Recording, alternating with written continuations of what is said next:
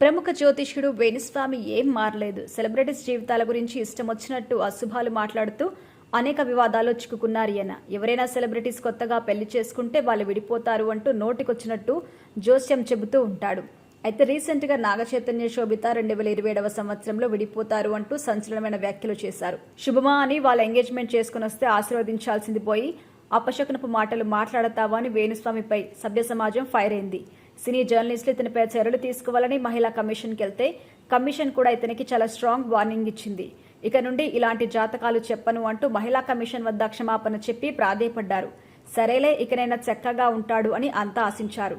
కానీ వెంటనే ఆయన తన బుద్ధి మొత్తాన్ని బయటపెట్టేశారు. సోషల్ మీడియాలో నేరుగా అయితే చెప్పలేదు, కానీ ఒక ఫోన్ కాల్ సంభాషణలో ఆయన ముగ్గురు టాప్ సెలబ్రిటీస్ గురించి మాట్లాడిన మాటల్ని ప్రముఖ జర్నలిస్టు సోషల్ మీడియాలో విడుదల చేశారు. ఈ వీడియోలో వేణుస్వామి మాటల్ని విన్న ఎవరికైనా రక్తం మరిగిపోతుంది. ఇంతకీ ఆయన ఏం మాట్లాడారు అంటే, నేను గతంలో ముగ్గురు టాప్ స్టార్స్ చనిపోతారని చెప్పాను. అదే సమయంలో నేను చేసిన వ్యాఖ్యలు సంచలనంగా మారాయి. నన్ను బాగా విమర్శించారు కూడా. చనిపోయే వారిలో ఒక హీరోయిన్, ఒక హీరో ఉంటారని కూడా చెప్పాను. హీరోస్లో విజయ్ దేవరకొండ లేదా ప్రభాస్ చనిపోవచ్చు అని ఫోన్ కాల్ సంభాషణలో చెప్తాడు. అప్పుడు ఆ సంభాషణలో ఉన్న అమ్మాయి సమంత అఘాయిత్యం చేసుకుంటుందా అని అడుగుతుంది. దానికి వేణుస్వామి సమాధానం చెప్తూ, ఎవరైనా చేసుకోవచ్చు, నా లెక్క ప్రకారం విజయ్ దేవరకొండ చేసుకుంటాడు. ఈ విషయాలు బయటికి రావడానికి చాలా సమయం పడుతుంది. మీడియాలో ఎవరికి కూడా నేను ఈ విషయం చెప్పలేదు.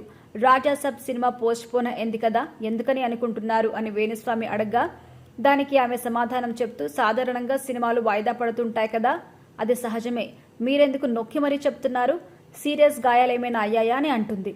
అప్పుడు వేణుస్వామి సమాధానం చెప్తూ, ప్రభాస్కి ఒక్క గాయం కాదు, శరీరం అంతా గాయాలే అంటాడు. వేణుస్వామి మాట్లాడిన ఈ మాటలు ప్రభాస్ సమంత ఫ్యాన్స్ కి పిచ్చి కోపం తెచ్చేలా ఉన్నాయి. వేణుస్వామి మాట్లాడిన ఆ ఆడియోని విని మీ అభిప్రాయాన్ని కామెంట్స్ రూపంలో చెప్పండి.